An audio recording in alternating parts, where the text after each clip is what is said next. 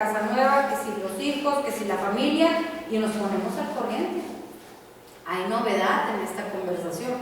Digo, normalmente no nos juntamos para platicar de las mismas cosas, hablamos de nuestras cosas, en ese sentido sí son las mismas, ¿sí? Pero nos comunicamos cosas nuevas. Entonces cuando yo llego de esa reunión con el amigo, con la amiga, y yo con el marido y pregunta, oye, ¿cómo te fue con fulanita? No, hombre, fíjate que esto y esto, y entonces me comunicas novedades de esa persona.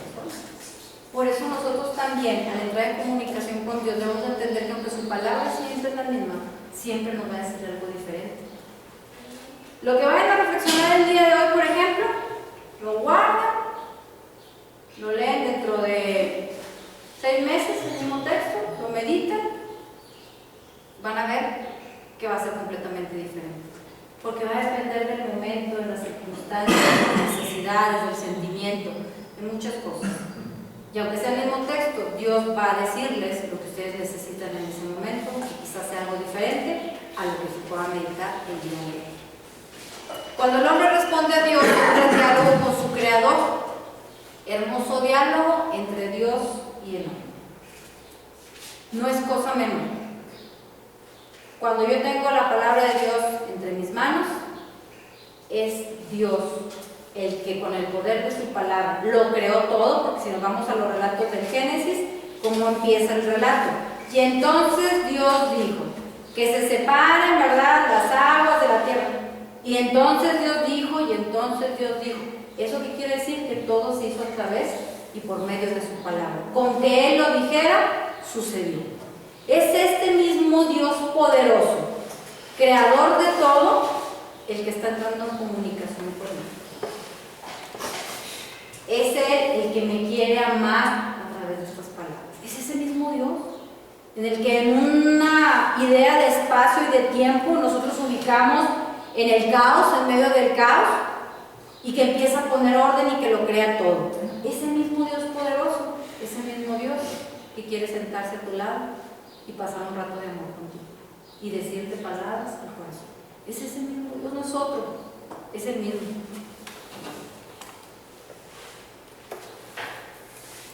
Es necesario que hable yo, como habla Dios, que imite el hablar de Dios en lo que Él dice y en el por qué.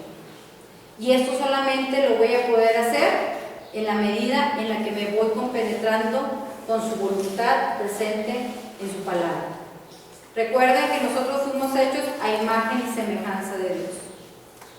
Esa imagen y esa semejanza no es esa cuestión de lo que nosotros tenemos como que, bueno, Dios entonces es que tiene esta misma apariencia. Fuimos creados a imagen y semejanza en cuanto a que nosotros, ¿verdad?, igual que este Dios que es el Santo, nosotros podemos imitarlo. Pero ¿cómo le imitamos? La palabra de Dios nos expresa su voluntad y además nos dice cómo es que nosotros podemos llegar a ser imagen misma de Dios. El contenido y el móvil del hablar de Dios es el amor. Dios habla por el mismo motivo por el cual cree. Y otra vez regresamos. Ese Dios creador, ¿por qué lo hace todo? Por amor. ¿Tenía necesidad de nosotros? No. ¿Por qué nos crea? Por amor.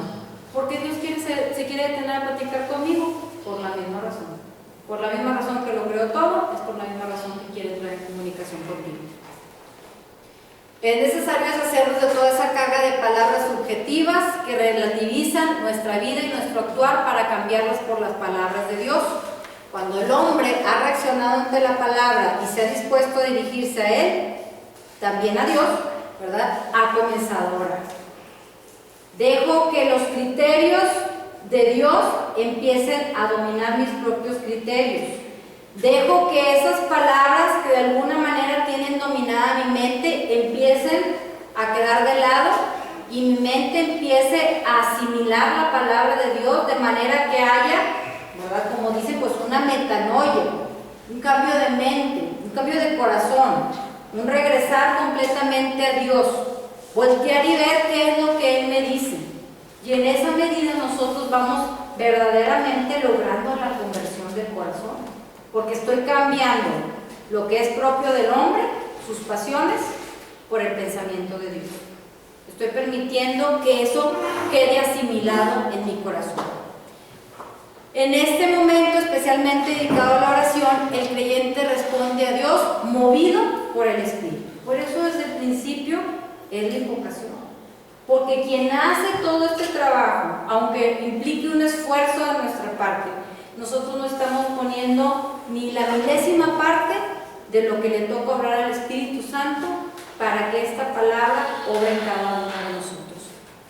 Entonces, repasando, la lectura bien hecha, la meditación es una primera parte del diálogo en cuanto a que la meditación termina con suscitar una reacción en mí cuando me cuestiono, es la primera parte del diálogo, pero todavía no entro en diálogo. La cuestión es que inmediatamente viene la oración, es la segunda parte del diálogo que se inicia en el momento de la meditación. ¿Cómo se hace este momento de oración? Este momento en que el hombre responde a Dios en una actitud de admiración silenciosa y de adoración. ¿Cómo es que surge esta actitud de admiración silenciosa y de adoración?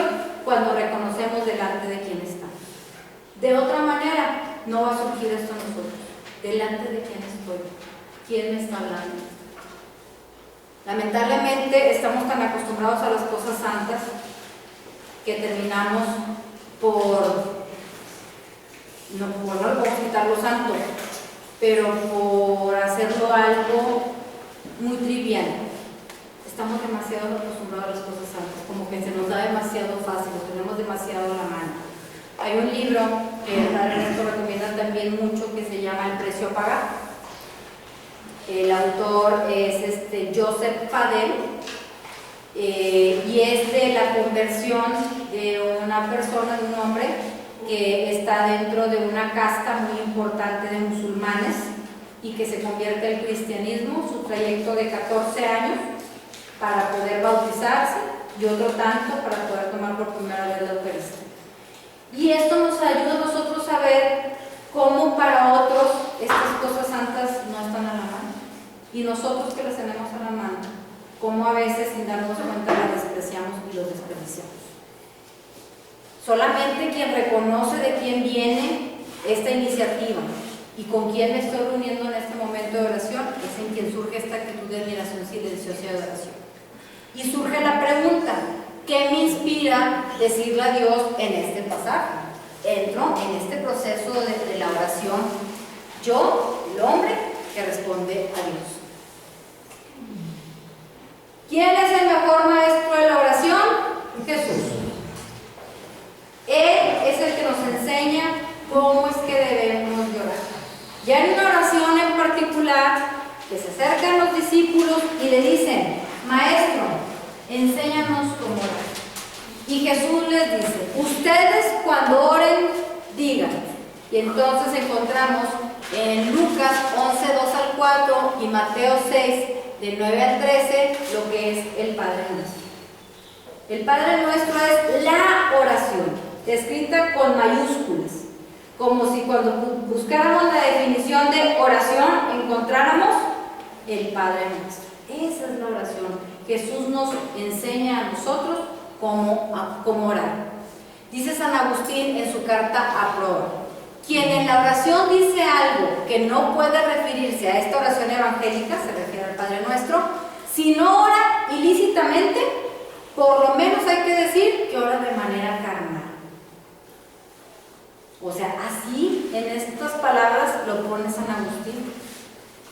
Como que no queriendo ofender, dice, pues si no ora ilícitamente, por lo menos lo hace de manera carnal. ¿Qué hay que hacer? Voltear a ver el Padre Nuestro. ¿Qué es lo que Dios nos enseña a través del Padre Nuestro? Nuestro modo de relacionarnos, de comunicarnos con ese Padre. Y seguir ese modelo, porque ese es el modelo de la oración. Esa es la oración. Cuando Jesucristo oraba, lo hacía con el Padre Nuestro, aunque lo hiciera con otras palabras. Pero siempre que oraba, aunque estuviera en otro lugar, en otro contexto, de alguna manera siempre su oración estaba unida a la oración del Padre Nuestro. Siempre se cumple en todas las oraciones de Jesús la misma estructura, tal como sucede en la oración sacerdotal del capítulo 17 del Evangelio según San Juan. Nada más lo menciono, porque si no el analizarlo sería muy largo. Mejor vamos a ver cuáles son estas partes de que se compone el Padre Nuestro, ¿sí? Y de aquí, si ustedes buscan información en internet y ponen momentos de la oración, les van a salir estos momentos. Estos momentos de la oración quedarían aquí. Todos esos momentos conforman la oración, ¿sí? ¿Cuáles serían? La alabanza, la acción de gracias, el perdón, las peticiones de intercesión, ¿sí? Esos serían los momentos que forman el momento de la oración. Alabanza. La oración hay que comenzarla siempre por la alabanza, como Jesucristo lo hizo con la palabra Padre. Padre es mucho más de lo que nosotros podemos ver que significa. Y Él empieza reconociendo delante de quién está. Hay una alabanza al llamarle Padre. Recordemos que en estos tiempos, en el contexto judío, ni siquiera se mencionaba el nombre de Dios. Imagínense que Jesús no solamente le dice Dios, sino que ahora le dice Padre. Pero hay todo un reconocimiento en estas palabras de Jesús para con Dios.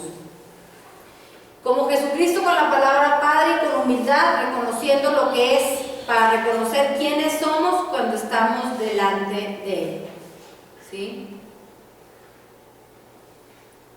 Le alabamos por lo que Él es, no por lo que nos da, que lo podemos hacer, no por lo que, pues sí, lo que nos da, lo que recibimos. O sea, es como con el novio, ¿verdad? Yo quiero creer que como con la esposa también, ¿verdad? Cuando le lanzas piropos, o sea, no le lanzas piropos, o no deberías, después de que te hace una comida bien rica, o porque tiene limpia la casa, o porque se fue todo el día a trabajar. Le lanzas piropos porque lo estás alabando por lo que es tu pareja, no por lo que hace. Y a Dios le alabamos por lo que Él es. Alguien que me busque Salmo 103. En el versículo 1. A ver, gordo, para que por ahí tengas. El hermano, por favor. Bendice al Señor, alma mía, alabe todo mi ser, su santo nombre. Bendice al Señor, alma mía. Es algo propio del alma, bendecir a Dios. El problema es que nosotros aprisionamos esa alabanza, no permitimos que salga, no permitimos que surja. Pero el alma quiere alabarle, el alma quiere postrarse delante de Él. Y por eso hablaba yo en un principio de la postración del alma, que el Señor recibe esa postración del alma en una actitud de alabanza, en una actitud de adoración. Ese es el sentido de la postración corporal, y un rendirse completamente ante Él, sabiendo que nosotros no somos nada. La acción de gracias. Después de reconocer delante de quién estamos, no podemos menos que sentirnos agradecidos porque Él nos permite estar en su presencia y poder platicar con Él. La oración debe realizarse en un clima de confianza hacia su providencia. Juan 11:41. Dice: quitaron la piedra y Jesús, mirando al cielo, dijo: Padre, te doy gracias porque me has escuchado. Te doy gracias porque me has escuchado. En ese clima de confianza, sé con quién estoy y lo alabo por eso, pero le doy gracias también al Señor porque sé, incluso a veces antes de que se lo pida, que me va a conceder eso que voy a pedir. Y que si no lo va a hacer, le doy gracias porque Él sabe por qué no lo va a hacer. Pero como sé delante de quién estoy y por eso le alabo y me postro delante de Él, pues eso me mueve automáticamente a agradecerle el simple hecho de dejarme exponer delante de Él, de que Él me muestre su palabra. Después sigue el perdón. Dice: orar no es charlatanería, que se escucha. Esta actitud de humildad está claramente expuesta en la parábola del fariseo y del publicano, que todos como que tenemos muy bien esa imagen, ¿verdad? Del fariseo así todo orgulloso, porque él es un cumplidor de la ley, y del pagano, ese, ¿verdad? El publicano que está a un lado. Pero esta imagen nos muestra lo que no debe de ser la oración, que es la imagen del fariseo, una imagen soberbia, muy pagada de sí mismo, muy autosuficiente, muy seguro de que pues casi que Él es el que le da a Dios. ¿Qué actitud de humildad hay en ello? ¿Qué puede recibir un corazón así? Dios lo que quiere es un corazón contrito y humillado. Eso es lo que Él quiere. No es porque nos quiera humillar, es porque es lo propio del ser humano, la humillación delante de la grandeza de Dios. Estamos delante del que todo lo hizo, del Todopoderoso. ¿Sí? Pero por otro lado tenemos la imagen dominicana, la humildad, el sentimiento de pecado, la súplica del perdón. ¿Sí? Por eso se pide perdón, porque reconocemos como el publicano lo que somos nosotros. Que aunque sabemos que Él nos ama y somos la perla preciosa para Él, ¿sí? Tenemos que entrar en ese proceso interior de decir, sí, acepto tu amor con humildad, pero te pido perdón por todas aquellas cosas que no he podido dejar de hacer y que te ofenden. ¿Verdad? Finalmente, en los momentos de oración están las peticiones e intercesión. Normalmente cuando pedimos, o muchas veces en la oración, solamente pedimos, y no es que esté mal que le pidamos a Dios. Lo importante no es quedarnos solamente en pedir. Y más allá, no solamente en pedir por nosotros, nada más, sino que ya hay que pedir por los demás. ¿Sí? Tenemos lo que es la oración de modo solidario, en donde nosotros estamos con Dios desde la unión con nuestros hermanos. Está 1 Timoteo 2:1. Ante todo, recomiendo que se hagan peticiones, oraciones, súplicas y acciones de gracias a Dios por toda la humanidad. Por toda la humanidad. En otros textos dice los unos por los otros, pero empieza diciendo Pablo en este texto de Timoteo, ante todo, ¿verdad? Dice que esto es lo que nosotros debemos de hacer. Tenemos que orar los unos por los otros, en una acción solidaria. ¿Por qué? Porque debemos también entender que somos parte de un cuerpo místico que es la iglesia. Y que deberíamos de asumirnos como una pequeña parte de ese cuerpo.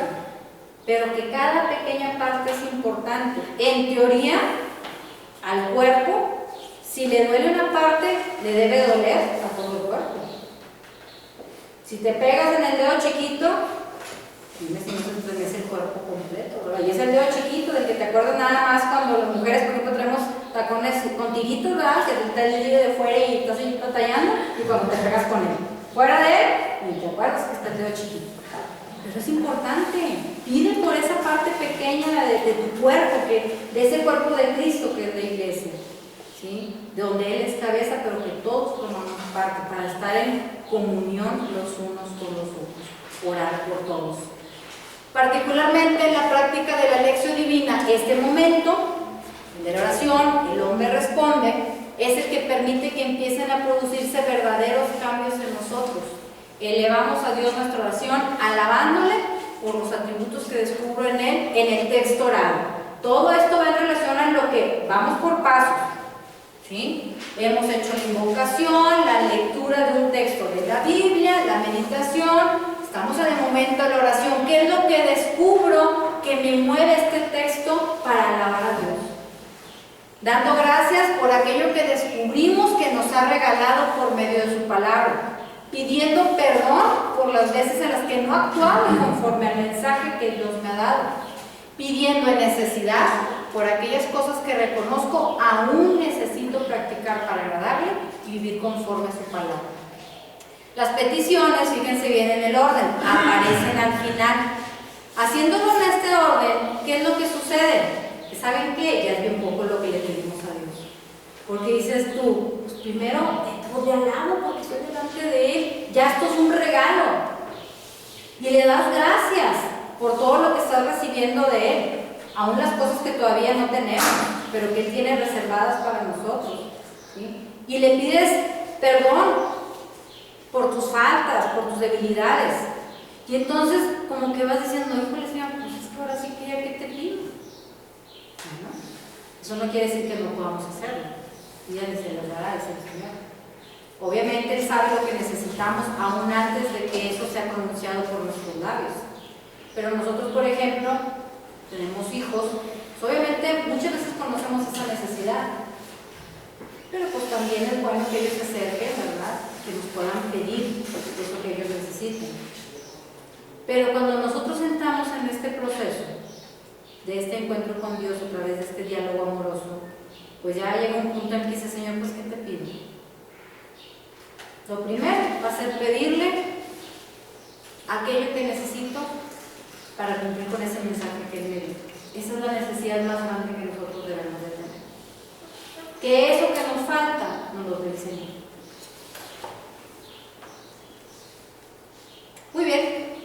Hasta aquí la parte teórica, tanto de la meditación como la oración. Vamos a hacer la parte dinámica. Primero, ejercicio de meditación. Vamos a personalizar el texto ubicándonos cada uno en el papel del ciego, ¿sí? Cuando ustedes hagan sus meditaciones propias, no quiere decir que siempre van a ser el personaje principal. Quiere decir que pueden ser cualquiera de los que estén ahí, si es este el caso. Habrá textos, por ejemplo, si vamos a poner las cartas en donde no encontramos estas descripciones de personajes, en donde son exhortaciones o son consejos, ¿sí? Entonces ahí nos preocupamos más por palabras concretas, ¿verdad? ¿Qué es lo que Dios nos quiere decir a través de una palabra en particular? En los evangelios, como encontramos estas descripciones narrativas, nos es más fácil como ejemplos para poder desarrollar el ejercicio de la lección divina. En este momento de la meditación nos ayuda mucho el hecho de que vengan varios personajes. ¿Por qué? Porque en el momento en el que yo estoy haciendo mi ejercicio de meditación, yo estoy permitiendo que este mensaje entre en mi corazón. De alguna manera, a lo mejor yo estoy empezando a identificarme con algo en particular. Con el ciego. A lo mejor soy de la gente que quiere que se calle el ciego. No lo sé. A lo mejor estoy en una actitud como la de Jesús. No sé. Pero bueno, para fines prácticos, ahorita vamos a utilizar a la figura del ciego, este personaje. ¿Sí? Vamos a hacer algo así. En aquel tiempo, cuando se acercaba Jesús a Jericó, yo estaba, o sea, en este caso el ciego, esa palabra no debe ir, sentado al borde del camino pidiendo limosna. Al oír que pasaba la gente, pregunté qué era aquello, y me explicaron, pasa Jesús Nazareno. Entonces grité, Jesús, hijo de David, ten compasión de mí. Los que iban delante me regañaban para que me callara, pero yo gritaba más fuerte, Hijo de David, ten compasión de mí. Jesús se paró y mandó que me llevara. Cuando estuve cerca me preguntó, en nombre de ustedes, ¿qué quieres que haga por ti? Y así es todo el texto, ¿sí? Entonces ahorita por escrito, por favor, hagan este ejercicio. Lo pueden copiar así de aquí tal cual, pero ya la segunda parte tiene que ir directo a sus Biblias. Entonces vamos a personalizarlo, vamos a apropiarnos de este mensaje, convencidos de que verdaderamente Dios es quien me está hablando a mí en este momento de meditación. Yo entiendo que suscita en mí este mensaje que Dios me está transmitiendo a través de su palabra. Entonces vamos a hacer este ejercicio personalizando el texto.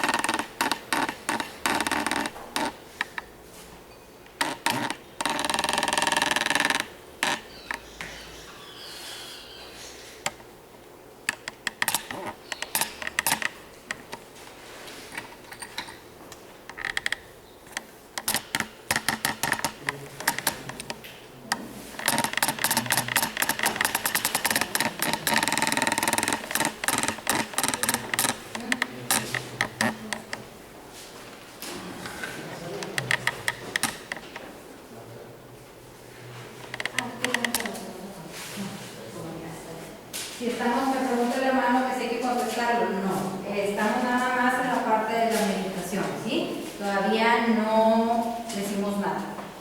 Vamos a cuidar de eso, de no brincar. Por eso la dinámica de la meditación se hace pegado a lo de la oración, porque es muy difícil que no haya esa respuesta. Pero tenemos que irnos ahorita, así el escaloncito por escaloncito. Ahorita Dios está hablando, y ahorita pasamos a lo que sigue.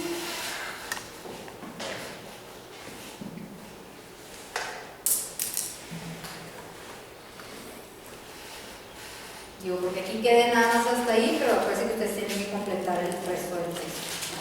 Aquí nada más estoy ejemplificando cómo es que debemos de hacer este ejercicio.